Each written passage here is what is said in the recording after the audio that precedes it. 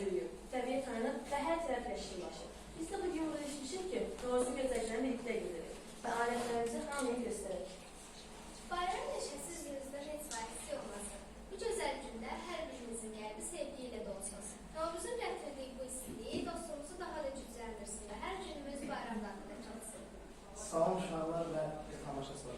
Bu keçən mən yolda azdırdım ki, bütün paylar mənə qalsın. Amma konsanın ətirməyə qalmadı ki, elə az qala özüm də azmışım. Bəs mənim şəkərli olan taxtalaman mı? Ay Çosa, yenə yalan danışma. Sən özün azmışdın, mən səni tanış gəldim bura. İndi keç otur və yarışlara tamaşa edək. Ay Kosa, biraz sakit ol da. Payın çıxacaq. Sən hər bayram ancaq belə edirsən, ancaq yemək haqqında düşünürsən. Biraz ətrafı bax, gör hamınızı çəndir. İndi sən maraqlı oyunlar oynayacaqsan. Leyla, sağlık ol. Mənim yumurtam çox bədir. İndi sən kimi sınıracaq. Görək məndən bu eləyə biləcəksən.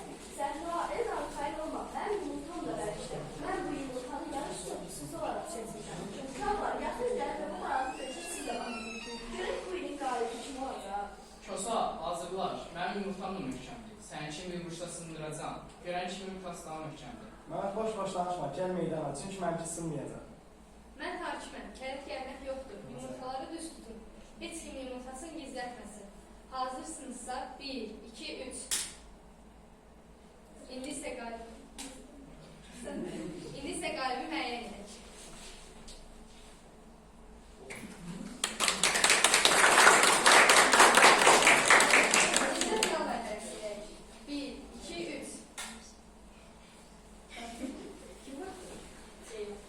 Budur, yumurta sındı, qalibiyyətin səsi hər yerə çatdı. Qalibə bir alqış.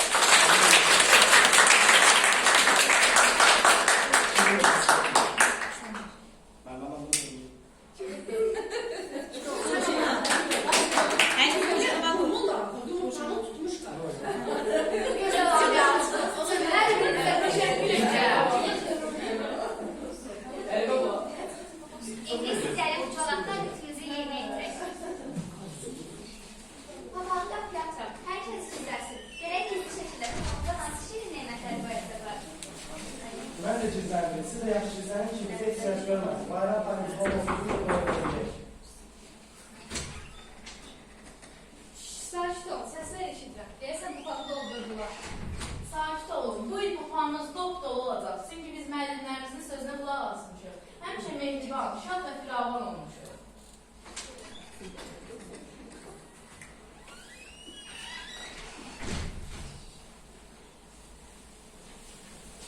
Uşaqlar, baxın, papaq doludur. Bu deməkdir ki, sizimizin özü bərəkət və mehriban əksi olmayacaq. Gəlin bu işin bayram hayli bərabər bölüşək və gözəl günü birlikdə bayram edək. Əziz qonaqlar və sinif yoldaşlarım, qoy bu bahar hər biri üçün uğur və xoşbəxtlik gətirsin. Üzümüzün bir şeysən əksiyi olmasın. Novruz bayramınız bir daha mübarək olsun. Hər zaman belə şən və firavan qalın. Bayramınız mübarək olsun. Arzu edirəm ki, hər kəsin qəlbi sevinclə dolsun. Hər birinizin evindən xoş səslər gəlsin. Qoy bizim bu dostluğumuz həmişə belə mehriban, səmimi və gözəl qalsın. Bayramınız mübarək!